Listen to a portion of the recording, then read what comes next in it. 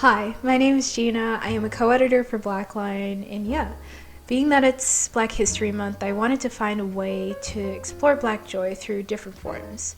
I wanted to talk to people who have plants, who take care of plants. Some may call them plant tenders. I like calling them plant parents. I myself am a plant parent. I've had plants ever since high school. It all started with an aloe vera that I got from IKEA.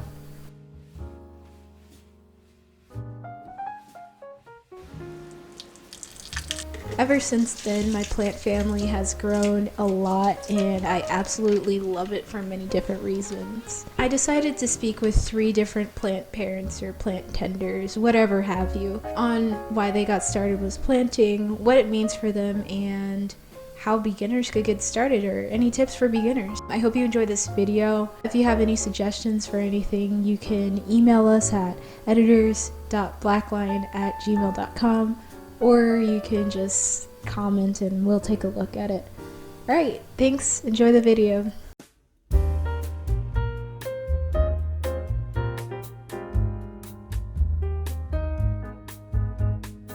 I have a pothos here, a jade plant. String of pearls are like notoriously finicky. Like you can overwater them, you can underwater them, you can put them in too much light, you can put them in too little light. A monstera right here, which is a Swiss cheese plant. Here is the spiderwort plant. It's just really big, like huge.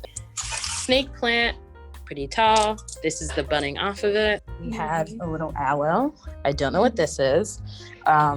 This is dyed. This is jade. And then this is all of our dirt. This one's a ZZ plant. This one's a snake plant, and then a peace lily and a prayer plant. This is the one that like closes up at night and then opens up in the day. So it just goes like this and that. I've like seen it move, and like I forget that sometimes it moves a snapshot sometimes. I have a big Monstera deliciosa over there, Monstera adansonii, which is like a much smaller version of that, some peperomia, a couple of dracaenas, a ZZ plant. My favorite plant of all time is my silver pothos, though. I just love her. She has like little variegations, like little spots of silver, and like it's almost like furry, but it's not furry. It's just a little some texture there. I love it. Fern. More pothos, a couple of succulents. It's just a good mix.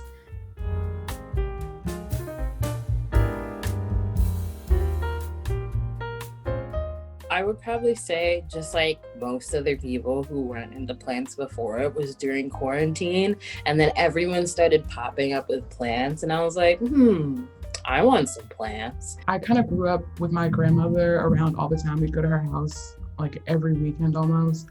And I just grew up around plants. She had so many in her house. And I was always like, even from like 2, just touching them and like just fascinated with what was going on and how they would change and grow. And that was really a bonding point for us, I think. And yeah, I just associate joy with my grandmother and my grandmother with joy. So it's like it's a small circle. It's something I really enjoy, and I'm kind of getting my sister into it a little bit. My mom has a lot of plants back home. Both of my parents grew up on a farm in Jamaica, so they're used to like farming and tending to a lot of plants. This past summer, we had like 20 vegetables in our backyard. Like we grew like corn and like suburban New Jersey, and like okra and a lot of other vegetables, and we have a lot of houseplants in the house. So I think very nice to look at and very nice to have like growing things around you. And I think my mom liked that a lot, and I took that from her, so I also do that a lot.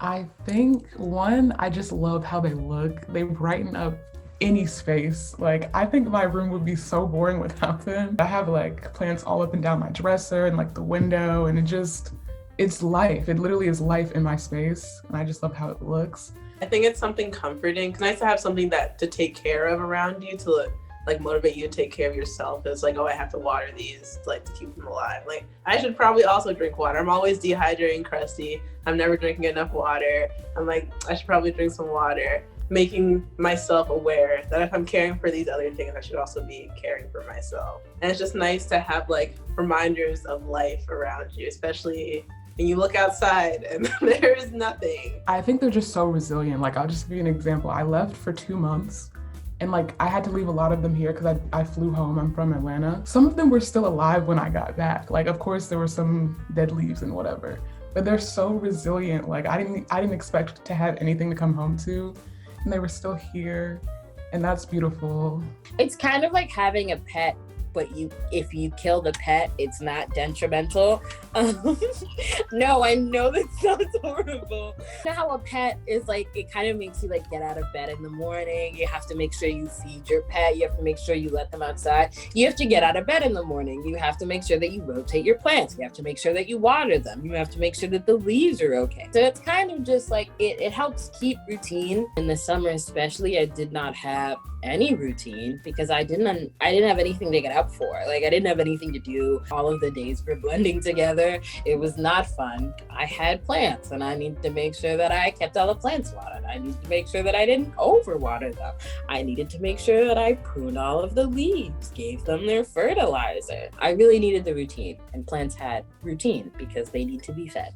Not like it gives you a sense of purpose, but it almost does, because like their whole existence and being relies on me and how I take care of them. So it's like they're giving me something, I'm giving them life type thing. The peace lily was a gift from my friends actually. So it's nice to like get a plant as a gift and then like continue to nurture it and help it to grow. Like it's been blooming these like white lilies like consistently since I got it. And I texted my friends and I was like, it's because you like gave it to me with so much love and that's why it keeps blooming.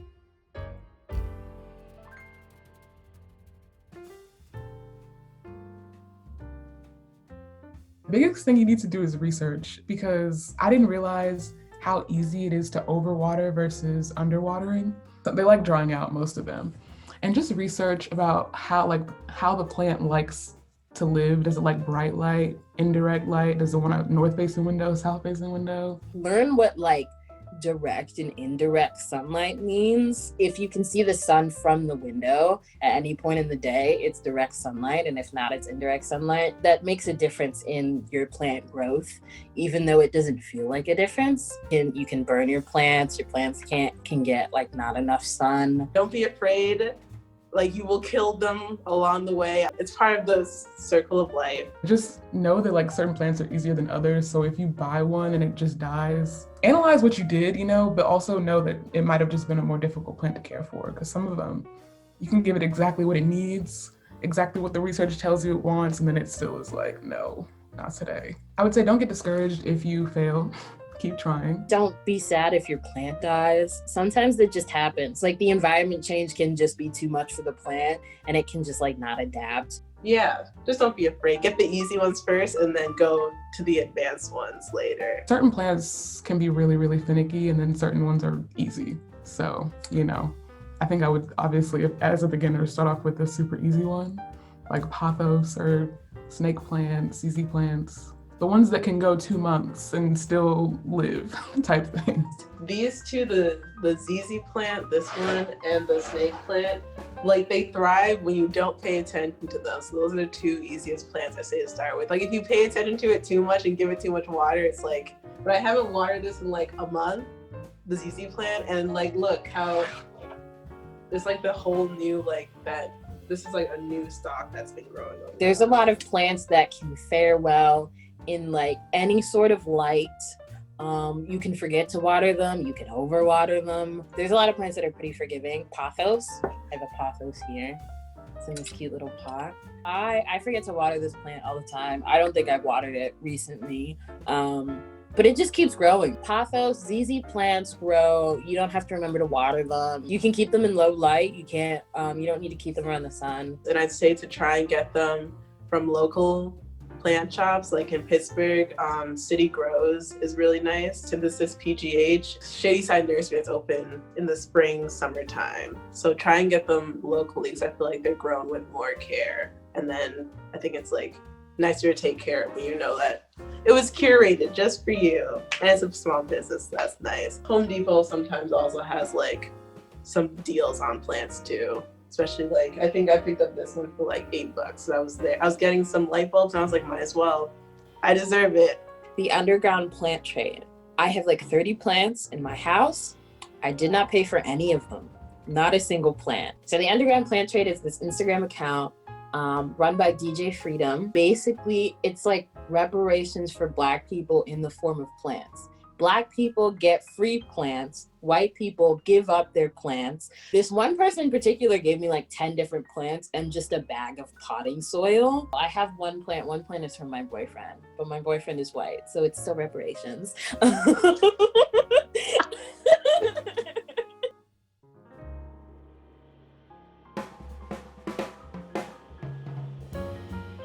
Another thing I really wanted to explore was the Black plant community in general.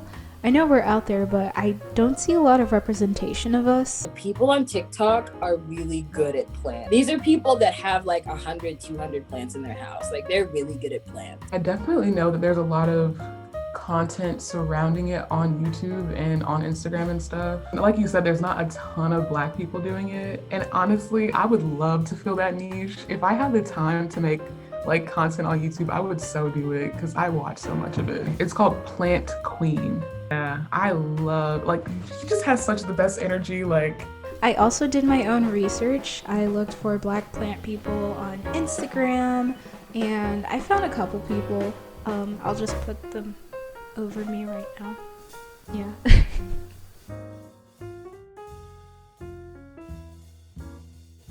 I hope you enjoyed this video, and yeah, have a great day.